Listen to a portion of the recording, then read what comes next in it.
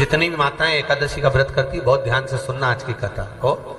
शायद जिंदगी में मिली ना मिली, पर ये कथा का रिश्ता तो बहुत ध्यान से सुनना। ध्यान से, निर्जल एकादशी है। स्कंद पुराण यहां तक कहती है कि इस कथा के चरित्र को जो श्रवण कर लेता है उसको 26 एकादशी करना भी नहीं पड़ती। इस एकादशी की केवल ये कथा सुनकर ही वो तर जाता है। बहुत ध्यान से सुनना इसको, कथा तो बड़े भाव से सुन लो इसको, है? बड़े प्रेम से। इसलिए सारी एकादशियों में निर्जला एकादशी की महत्वता शास्त्र प्रमाण करता है महाराज। निर्जला एकादशी का उद्यापन जो करा जाता है, उसका उद्यापन और प्रदोष का जो उद्यापन करा जाता है, इन दोनों का क्रम लगभग एक जैसा ही। तो निर्जला पहुंची है, और निर्जला ने जाकर भगवान नारायण से निवेदन करा। भगवान विष्णु ने पूछा, क्या बात है निर्जला, आज तुम खेलती हुई यहां पर आकर खड़ी हो गई, क्या हुआ, क्या है? क्या तुमको गौलोक धाम में आनंद की अनुभूति नहीं हो रही जो तुम बैकुंठ में आई? निर्जला घूमती घूमती भगवान के सम्मुख में पहुंच गई। भगवान ने पूछ रहे हैं, बार बार पूछा, निर्जला हुआ क्या तुमको?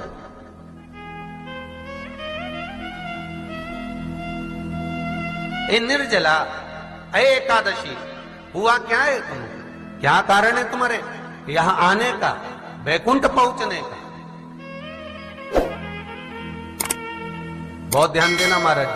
शास्त्र कहता है सोमवार, मंगलवार, बुधवार, गुरुवार, शुक्रवार, शनिवार, ये देवता वो देवता सबके व्रत कर लो, सारे व्रत कर लो, पर ये व्रत आपको परमात्मा के धाम तक लेकर नहीं जा सकते, क्योंकि इनका जो पुण्य है वो मृत्यु लोक में आप थोड़ा सा भी गलत करते हैं तो पुण्य समाप्त हो जाता है। पर हिंदू धर्म के 3 व्रत ऐसे बता दिए जिन व्रतों का पुण्य समाप्त नहीं हुआ।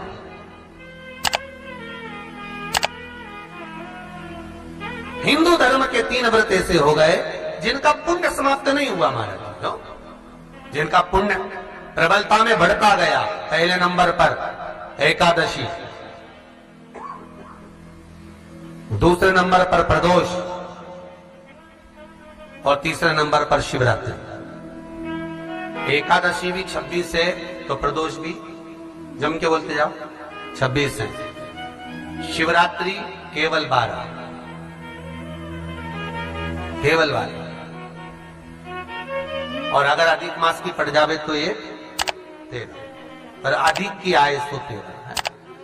तो यहां शास्त्र कह रहा है कि 3 व्रत हमारे यहाँ जिनका पुण्य समाप्त नहीं हुआ, जिनका पुण्य प्रबल हुआ, बड़ा। इसलिए आज भी माता एकादशी का व्रत करती है, और एकादशी का व्रत कर कर अगर कोई जीवात्मा को देते हैं, कोई मर भी गया तो उसको एकादशी का दान देते हैं।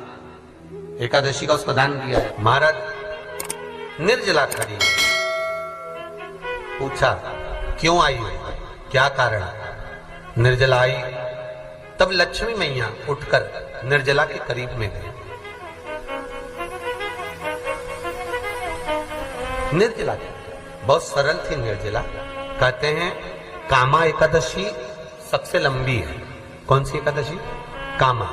फिर मोक्षदा उससे नीची है महाराज, और निर्जला जो है बिल्कुल छोटा स्वरूप है। निर्जला का मतलब देखा जाए तो केवल 2 चोटी करी हुई है। मस्तक पर भोर लगा हुआ है निर्जला के, माथे पर बिंदी लगी हुई है निर्जला के, सुंदर गले में तुलसी की मालाएं पहनी है निर्जला, हाथ में जो हथ फूल जैसी माताएं पहले पहनती थी, आपको ध्यान में होगा, ऐसा बड़ा फूल होता था, अंगूठियां पड़ी होती थी, हाथ में ऐसा लगा रहता है। तो निर्जला हथ फूल भी तुलसी के धारण करी, बड़ा सुंदर स्वरूप है माता निर्जला का महाराज। छोटी है तो माता लक्ष्मी उनके पास में गई और निर्जला से जाकर पूछा, निर्जला तेरे आने का कारण क्या है, तू बता। नारायण आपसे पूछ रहे हैं कि क्यों आई हो, किस लिए आई हो, क्या है तुम्हारे आने का कारण? निर्जला ने कहा, मेरी विनती केवल इतनी सी है मां, कि मैं ये चाहती हूं कि मैं जीव के प्राण छूटने के बाद उसके प्राणों को जिस समय मैं लेकर जीवात्मा के प्राणों को परमात्मा तक भेजूं, बैकुंठ तक भेजूं, गौलोक धाम तक भेजूं, उस बीच में मुझे ले जाते समय कई नरक भी बीच में पड़ेंगे, कई स्थान ऐसे बैतरणी आदि के स्थान बीच में आएंगे, तो वो स्थान में मुझे रोका ना जाए, मैं सीधे भगवान के धाम पहुंच जाऊं। ऐसी कृपा, ऐसी दया।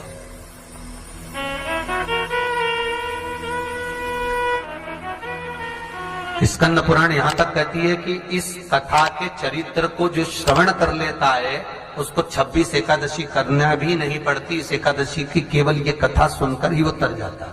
बहुत ध्यान से सुनना इसको, कथा को। सबसे पहला नियम एकादशी व्रत का, सबसे पहला नियम है कि आप जिस दिन व्रत करो उसके एक दिन पहले भक्ति का संचार इस हृदय में करो। भक्ति का संचार इस हृदय में कर लीजिए। जिस दिन आप व्रत करो, जैसे एकादशी का व्रत कर रहे हो तो दशमी के दिन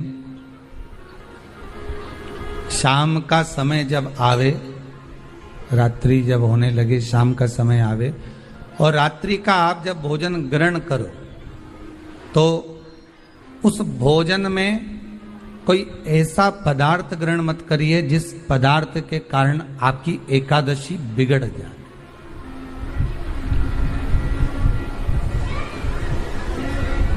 कोई बेकार भोजन में ग्रहण नहीं करना,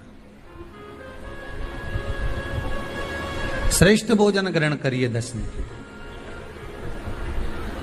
और एकादशी का दूसरा नियम बहुत ध्यान से सुनिएगा। जिस दिन आपकी एकादशी का व्रत हो उस दिन प्रयास करिएगा कि अपने हाथ से किसी भी वृक्ष की कोई पत्ती टूटे ना। अपने हाथ से किसी भी वृक्ष की, पौधे की, किसी भी वृक्ष की पत्ती अपने हाथ से ना टूटे।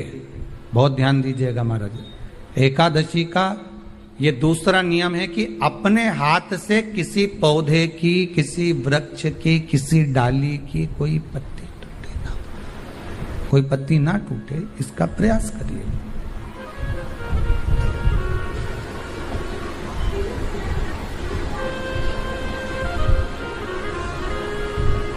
कितना सुंदर व्याख्यान कहा है, कितना सुंदर वर्णन है महाराज कि मात्र एकादशी का व्रत कर लेने पर, मात्र एकादशी का व्रत कर लेने पर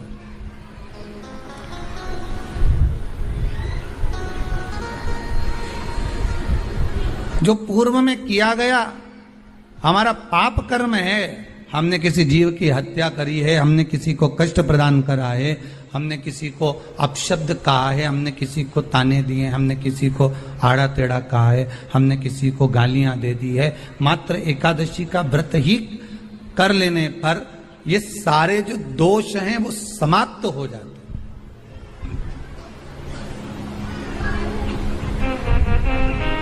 सारे दोष हमारे समाप्ति पर आ जाते हैं।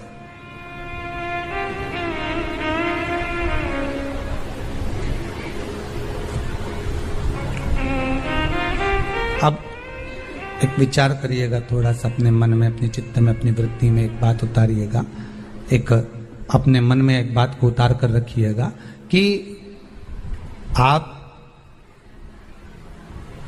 अपने पाप को, अपने पाप कर्म को जिस दिन छिन्न करने वाले हो, समाप्त करने वाले हो, अपने पाप को आप जिस दिन समाप्ति पर लेकर जा रहे हो, तो उसके एक दिन पहले आपको प्रसन्नता होना चाहिए कि नहीं होना चाहिए कि कल मेरा पाप कटने वाला है, कल मेरा पाप समाप्त होने वाला है,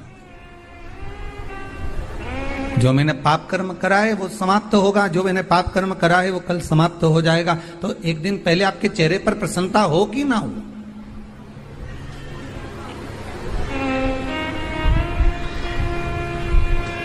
और चेहरे पर वो प्रसन्नता आपके आना चाहिए कि कल मेरा एकादशी का व्रत है, आज दशमी है, कल एकादशी का व्रत है, तो कल मेरी जब एकादशी का व्रत रहेगा तो मेरा ना जाने कितना कितना पाप, कितना असत्य, कितना झूठ, कितना प्रपंच वो समाप्त हो जाएगा। इसमें मुझे प्रसन्नता हो, इसमें मुझे आनंदता हो।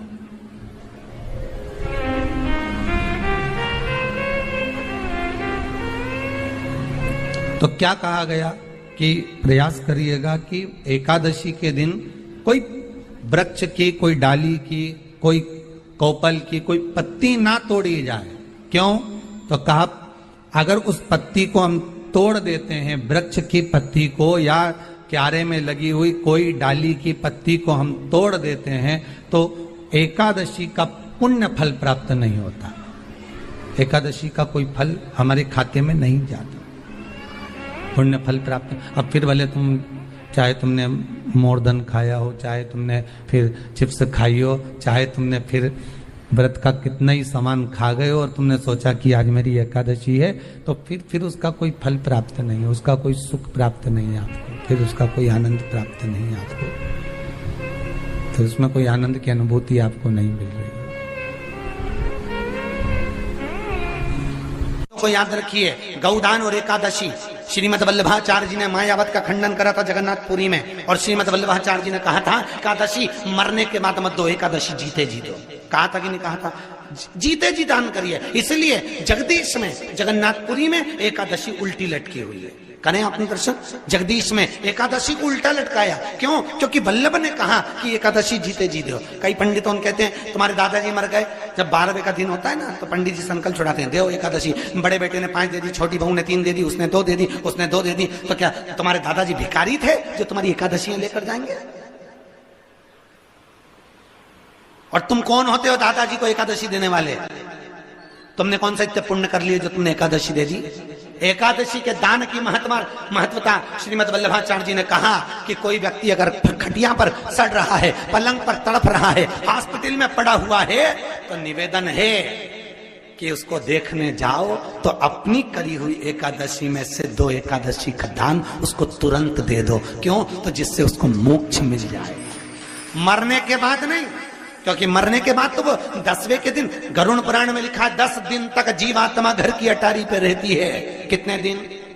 10 दिन। 10 दिन के बाद जीवात्मा चली जाती है। कहां जाती है? उसको जहां जाना है। 3 दिन में उसको भोग भोगना पड़ता है जीवात्मा को। 3 दिन नरक का भोग भोगती है, उसके बाद स्वर्ग का भोग भोगती है। 18 दिन में ये प्रोसेस पूरी हो जाती है। कितने दिन? 18 दिन। 18 दिन के बाद में उस जीवात्मा को धान के खेत में पटका जाता है। किसके खेत में? धान के, चावल के खेत में। इसलिए कहते हैं एकादशी के दिन चावल मत खाओ। कहते कि नहीं कहते? और क्या कहते हैं? द्वादशी के दिन चावल खाना जरूरी है। एकादशी का पालना करना है तो द्वादशी को चावल का 1 ग्रास खाओ, तब द्वादशी को चावल खाओगे तो एकादशी लगेगी। चावल नहीं खाओगे तो एकादशी नहीं लगेगी। द्वादशी को चावल खाना जरूरी है। क्यों कहते हैं? क्योंकि धान के खेत में जीव को छोड़ा जाता है, उस धान के खेत में, चावल के खेत में जीवात्मा रहती है। उसको चिड़िया खाती है तो चिड़िया के रूप में जन्म लेता है, मनुष्य खाता है तो मनुष्य के रूप में जन्म लेता है। इसलिए एकादशी के दिन चावल नहीं खाया जाता, क्योंकि एकादशी के दिन हम चावल खाएंगे तो जीव हत्या का दोष लग जाएगा। फिर कब खाना है? द्वादशी के दिन। द्वादशी के दिन क्यों खाया जाता है? क्योंकि हम एकादशी के व्रत करे रहते हैं, और पहला घासा जब चावल का खाते हैं तो अपनी करी हुई एकादशी का पुण्य, जितने जीव हमारे मुंह में जाते हैं उनको उसका पुण्य मिल जाता है, और उनका फिर जन्म नहीं होता, वो तर जाते हैं, उनको एकादशी का भाग मिल जाता है। इसलिए कहते हैं एकादशी को चावल मत खाओ, पर द्वादशी को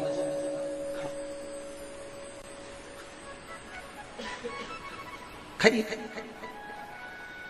10 दिन तक जीवात्मा है, और आपने एकादशी कब दान दी? बोलो जम के। 12वें के दिन, 13वें के दिन आपने एकादशी का दान दिया, वो मिली उनको? अरे बोलो अच्छे से। कई तो अभी तक कर रही होगी, हमारे दादाजी के निमित्त की कर रहे हैं, कर ले।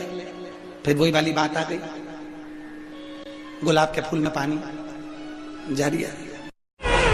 एकादशी के दिन शंकर भगवान को चावल का दाना चढ़ाना चाहिए कि नहीं चाहिए?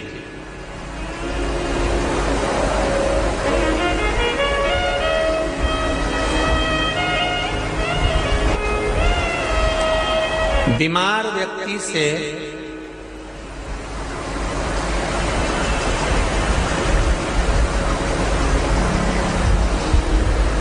कोई बीमार व्यक्ति है, बहुत रोगीला, उसको बहुत रोग है, शुगर है, बीपी है, थायराइड है, सब कुछ है उसको।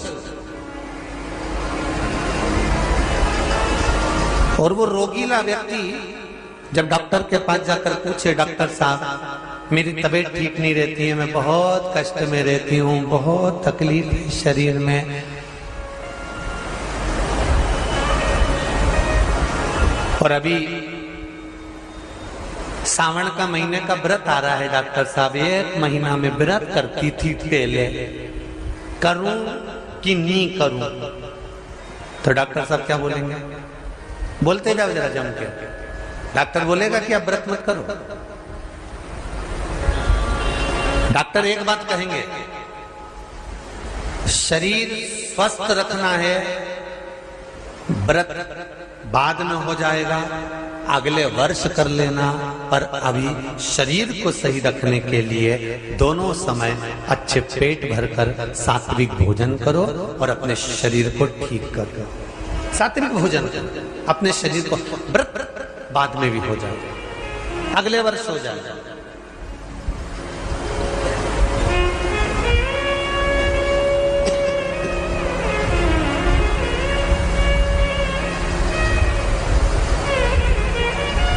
अभी तुम थोड़ा सवेरे 2 बिस्कुट ले लिया करो, सुबह नाश्ता ले लिया करो, भोजन ले लिया करो, फिर दोपहर में कुछ हल्का फुल्का लेकर थोड़ी थोड़ी देर में खाते रहना चाहिए। हो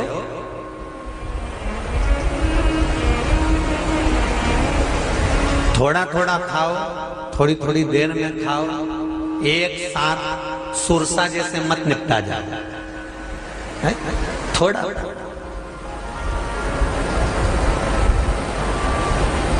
ज्यादा खाओगे और ज्यादा कमाओगे तो दूसरों को कष्ट नहीं होगा, कष्ट खुद को होगा। ज्यादा खाओगे आपाच्य हो जाएगा, रात की नींद उड़ जाएगी, शरीर में अच्छा नहीं लगेगा। ज्यादा कमाओगे, रात की नींद उड़ जाएगी, दुनिया की दृष्टि तुम पर पड़ जाएगी और तुम्हारी रातों की नींद। कमाओ भी उतना जितना खर्च कर सको और खाओ भी उतना जितना पचा सको। अति सर्वस्व वर्जन।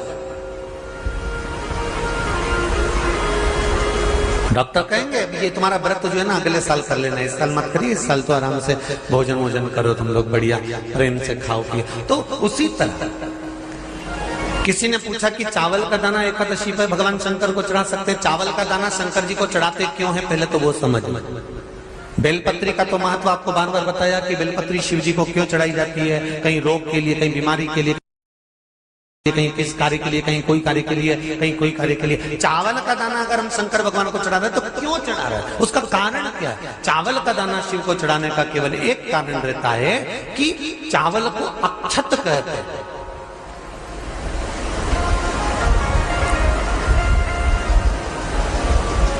अक्षत का मतलब होता है अक्षय।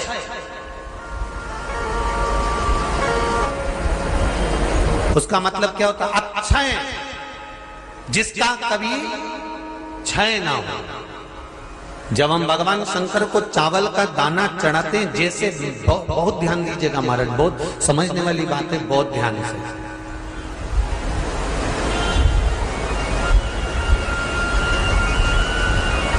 चावल का दाना हमारे मस्तक पर तिलक करने के बाद पंडित जी क्यों लगाते हैं कि भगवान जैसा समय आज चल रहा है, आप पूजन कर रहे हो, पाठ कर रहे हो, दान कर रहे हो, पुण्य कर रहे हो, सत्कर्म कर रहे हो, भजन कर रहे हो, मेरा देव अधिदेव महादेव, मेरा नारायण, मेरा सत्यनारायण भगवान, मेरा राम जी, मेरा विष्णु जी, मेरा भागवत मैया, मेरी रामायण मैया। ब्राह्मण मस्तक पर तिलक लगाने के बाद चावल इसलिए लगाता है कि जैसा समय आज चल रहा है, भगवान तुमको ऐसा ही समय बनाकर रखे और तुम ऐसे ही चार चांद लगाते रहो, दान पुण्य संकीर्तन करते रहो, इसलिए मस्तक पर चावल का दाना लगाया जाए।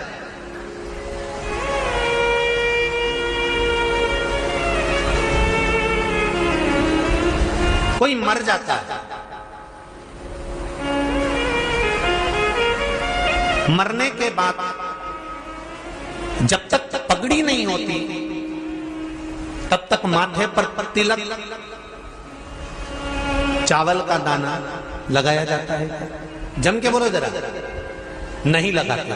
किसी पंडित जी से पूछो, ब्राह्मण देवता से पूछो, ब्राह्मण देवता ये कोई मर गया, और हमारा तो नियम है कि हम सिर पे तिलक लगाते हैं, चावल लगाते हैं, या पंडित जी से हम तिलक लगवाते हैं, मंदिर जाते हैं तो मंदिर में जाके तिलक लगवा के हम चावल का दाना लगवाते हैं। क्यों नहीं लगाते? उसका कारण क्या है? जब किसी के मरने के बाद 10 दिन तक 12 दिन तक मस्तक पर तिलक क्यों नहीं लगाया जाता? 10-12 दिन तक माथे पर तिलक या चावल क्यों नहीं लगाया जाता? उसका कारण है कि ये जो समय आया है, तुम्हारे यहाँ जो गमी हुई है, तुम्हारे यहाँ कोई मर गया है, तुम्हारे यहाँ किसी के प्राण छूट गए हैं, तो ब्राह्मण इसलिए तिलक नहीं लगाता आपको, इसलिए चावल का दाना नहीं लगाता कि ऐसा दिन भगवान अब ना लाए, इसको अमर ना करे, इसको अक्षय ना करे, इसको प्रबल ना करे।